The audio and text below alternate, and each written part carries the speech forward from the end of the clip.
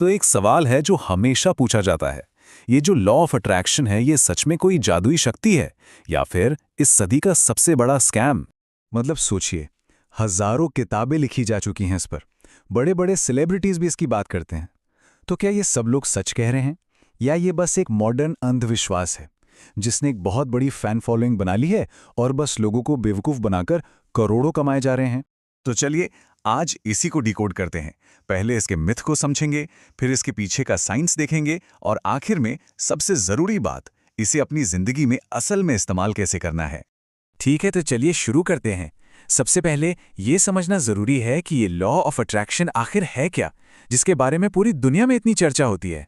Simple भाषा में कहें तो इसका मतलब ये है कि अगर हम किसी सपने या गोल के बारे में लगातार सोचते हैं, उसे विजुअलाइज करते हैं, तो एक ना एक दिन वो सपना सच हो सकता है। जैसे पैसों के बारे में सोचेंगे तो पैसा आएगा, अच्छी सेहत के बारे में सोचेंगे तो फिट हो जाएंगे। और हाँ, ये कोई नया आइडिया नहीं है। इसकी जड़ें अगर देखें तो बहुत पुरानी है। बौद्ध धर्म सिखाता है कि हमारा दिमाग ही हमारी असलियत बनाता है। हिंदू धर्म में भी कहा गया है कि हमारे विचार ही हमारी किस्मत तय करते हैं। फिर 19वीं सदी में न्यू थॉट मूवमेंट आया और 2006 में द सीक्रेट नाम की किताब ने तो इसे घर घर तक पहुंचा दिया। लेकिन देखिए, जब कोई भी चीज़ इतनी ज़्यादा पॉपुलर हो जाती है ना, तो उसके फायदे से ज़्यादा नुकसान भी हो सकते हैं। और यहीं पर आंख बंद करके भरोसा करना बहुत खतरनाक हो सकता है। मिड 2000s की बात है। किम नाखम नाम की एक महिला, वो द सीक्रेट किताब से इतनी ज़्यादा प्रभावित हो गई कि उन्होंने अपने ब्रेस्ट कैंसर का मेडिकल ट्रीटमेंट ही बंद कर दिया। उनका दावा था और उन्हें पूरा यकीन था कि वो 2008 तक कैंसर से ठीक हो जाएंगी। वो कहती थी कि मैं इसे मैनिफेस्ट कर रही हूं और यूनिवर्स मेरी जरूर सुनेगा। लेकिन हुआ क्या? साल 2010 में किम की कैंसर से मौत हो गई। इससे एक बात तो साफ है कि सिर्फ विश्वास कर लेना ही काफी नहीं था। अगर किम ने इस पर आंख बंद करके भरोसा करने के बजाय इसके पीछे के विज्ञान को समझा होता तो शायद नतीजा कुछ और होता। तो चलिए आप जादू और मिथक की दुनिया से बाहर निकलते हैं और साइंस की दुनिया में चलते हैं।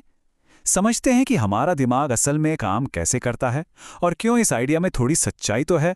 साल 1954 से पहले 1 मील यानी लगभग 1.6 किलोमीटर की दौड़ को 4 मिनट से कम में पूरा करना इम्पॉसिबल माना जाता था।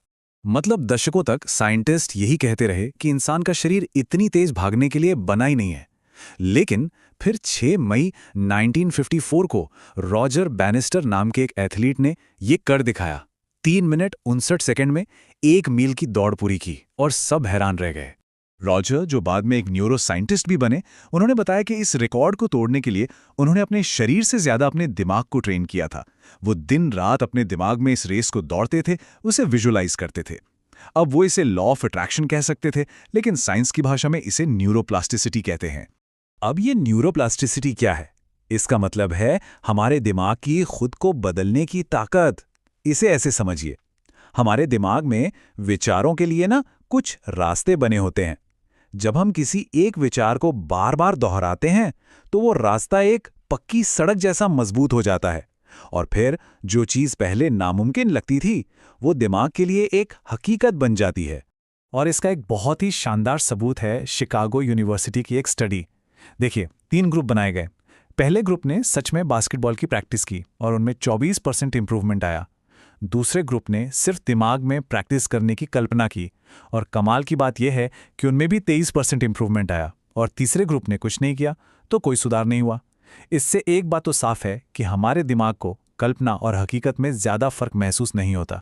तो अब सबसे बड़ा सवाल ये है कि इस साइंस का इस्तेमाल अपने गोल्स को हासिल करने के लिए कैसे किया जाए। इसके लिए एक बहुत ही आसान 3 स्टेप की गाइड है। पहला स्टेप है एक विश्वास जगाना, मतलब एक ऐसा लक्ष्य तय करना जो क्लियर हो और जिस पर यकीन किया जा सके, जो प्रैक्टिकल हो। दूसरा, अपने दिमाग को उस लक्ष्य से जुड़ी हर जानकारी से भर देना। और तीसरा, जो कि सबसे जरूरी है, उस लक्ष्य को पाने के लिए असल में एक्शन लेना। इसका एक बेहतरीन उदाहरण है ब्रूस ली। उन्होंने पता है क्या किया? उन्होंने खुद को एक खत लिखा जिसमें अपना लक्ष्य साफ साफ बताया था और वो उसे हमेशा अपने पास रखते थे। ये अपने दिमाग को लगातार अपने लक्ष्य की याद दिलाने का एक बहुत पावरफुल तरीका है जो हमारे दूसरे स्टेप को परफेक्टली दिखाता है। बिल्कुल इसी तरह जिम कैरी ने फेमस होने से बहुत पहले खुद के नाम $10 मिलियन का एक चेक लिखा था और उसे अपनी जेब में रख लिया था। वो उसे हर रोज देखते थे। देखिए, जब लक्ष्य को इस तरह से विजुलाइज किया जाता है ना, तो दिमाग उसे पाने के नए नए रास्ते खुद ब खुद ढूंढने लगता है। और अब हम आते हैं सबसे सबसे जरूरी हिस्से पर, जिसे अक्सर लोग भूल जाते हैं, और यही है असली सीक्रेट, एक्शन। देखिए, लॉ ऑफ अट्रैक्शन या आकर्षण ये आपको सिर्फ दिशा दिखाता है, ये एक ब्लूप्रिंट की तरह है। लेकिन एक्शन वो गाड़ी है जो आपको मंजिल तक ले जाएगी।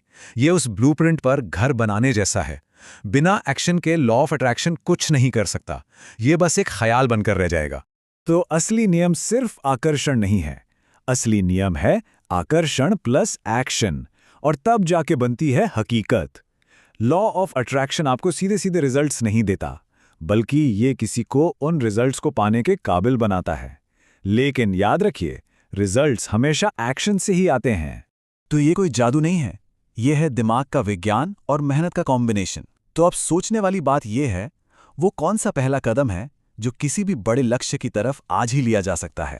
अगर ये जानकारी अच्छी लगी हो तो इसे लाइक ज़रूर करें, और आने वाले समय में ऐसी ही क्लैरिटी के लिए सब्सक्राइब करना ना भूलें। देखने के लिए बहुत बहुत शुक्रिया।